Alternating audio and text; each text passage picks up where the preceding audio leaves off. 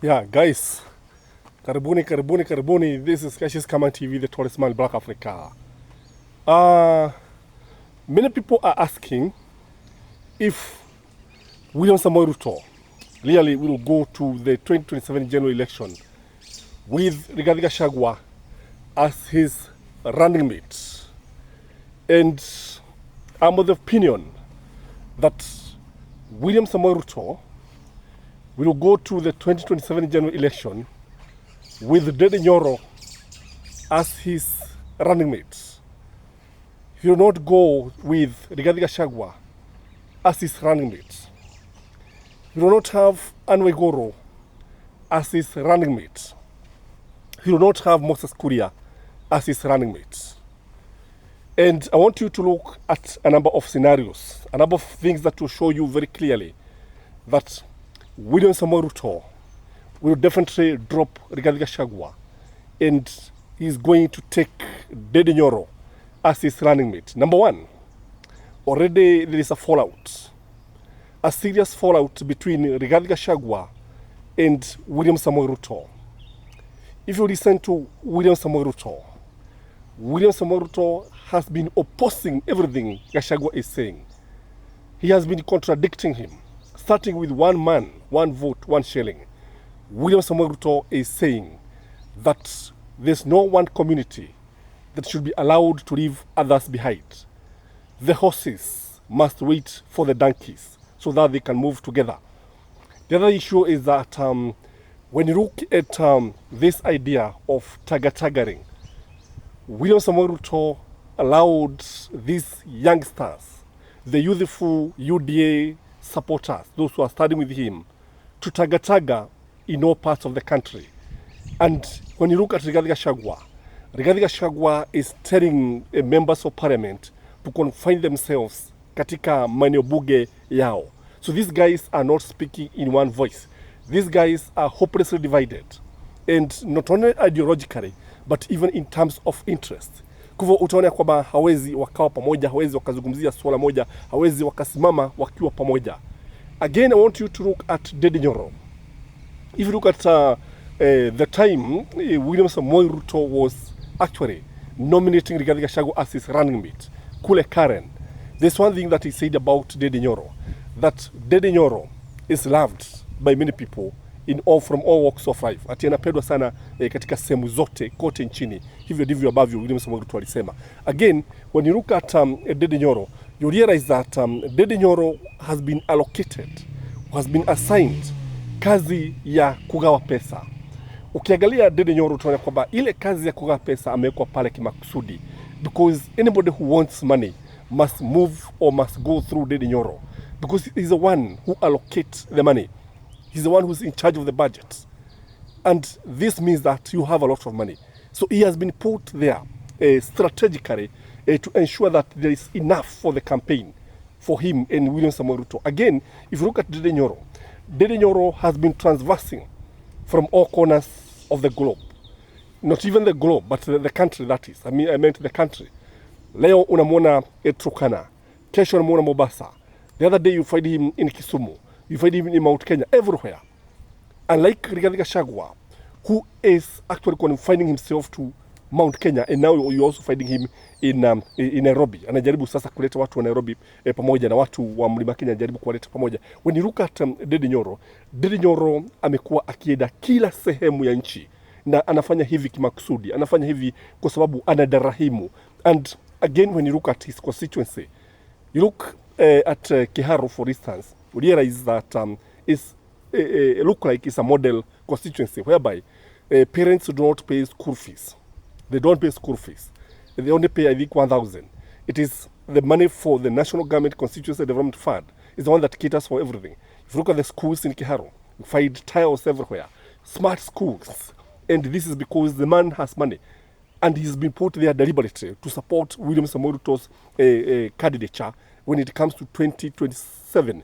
And again, to ensure that watu wanaona ni mtu mzuri ambaye anaweza kufanya hivi. You cannot tell me that it is the money for the National Government Constituency Development Fund. These are ambazo zinafanya kazi yote. Because you even find feeding programs in Kiharu.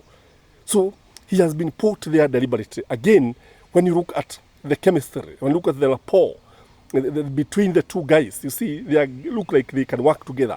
They look like, I like Rigathi Gachagua. You know, one problem with Rigathi Gachagua and William Samoei Ruto is age. You know, when your boss is younger than you, there's always a problem. Truth be told. When you look at Rigathi Gachagua is a bit older, slightly older than William Samoei Ruto.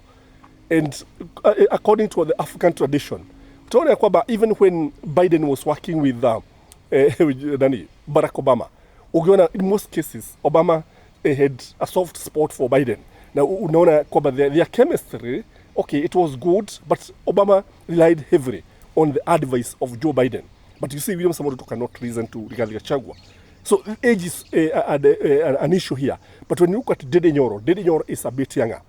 And Ndindi Nyoro always talk about William Samoei Ruto. He has very good adjectives to describe William Samoei Ruto. He call him my mentor, my boss, my everything. You see, he worshipped the president. The other thing is that when you look at Moses Kuria, though Moses Kuria comes from a very popular constituency, Gatodo, and in the county of Kiambu, one thing is very clear. Moses Kuria is very controversial. Moses Kuria doesn't have the numbers. Moses Kuria is not loved in Kiambu. And I think people would prefer somebody else. So Moses Kuria is out of the picture. Then we have Anne Waiguru. Anne Waiguru advantage is that she is a governor. And number two, she understands statecraft very well. And number three, when you look at Anne Waiguru, kuna jambo moja ambalo linajitokeza wazi, she is a woman. And William Samoei Ruto has been talking about a woman running mate. Now, somehow, he was just about to dismiss Rigathi Gachagua wakati ambapo alisema kwamba when it comes to this selecting the running mate, definitely he was going to consider a woman. But this is just a gimmick to win the women votes. Huo ndio ukweli wa mambo. The person to beat is Ndindi Nyoro, the Kiharu member of parliament. Again, what others like Alice Wahome wako pale, yes, wako pale, lakini wamewekwa pale tu kimakusudi, just for perception of values, such that William Samoei Ruto will look like he has a national image. Because perception in politics, I've always said, is very, very important. So what is likely to happen here is that after William Samoei Ruto names Ndindi Nyoro, UDA is going to disintegrate further because they'll be disquiet.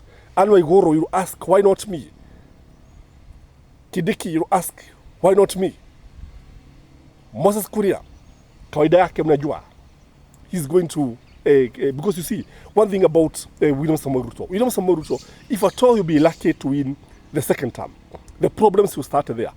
In fact, you have more problems. It is better for him to not even contest the second term, because the moment he'll be declared the president-elect, hapa ndipo shida izitaanza, because people will start abandoning him. People will start regrouping. People will start forming coalitions. People will start coming up together to succeed him. So succession will start immediately. And he'll be a lame duck president. I think immediately he's sworn in, he'll be a lame duck president. But now when you look at Ndindi Nyoro, is Ndindi Nyoro acceptable? That's the question that we should ask ourselves. I think if you ask me, Ndindi Nyoro is only popular in Kiharu. Outside Kiharu, no. If you go to Nairobi, Ndindi Nyoro is not popular. You cannot compare him to Babu Owino. You cannot compare him to many other leaders, especially those in Azimio. They are very popular. You cannot compare him to other leaders. And in fact, when it comes to Mount Kenya counties, Martha Karua is more acceptable. I know some of you are going to question, why did she not even win the show seat? She won the show seat. She was rigged out. Watu wajua ukweli ya kwamba Azimio never lost the election. We won the election, but the servers have never been opened.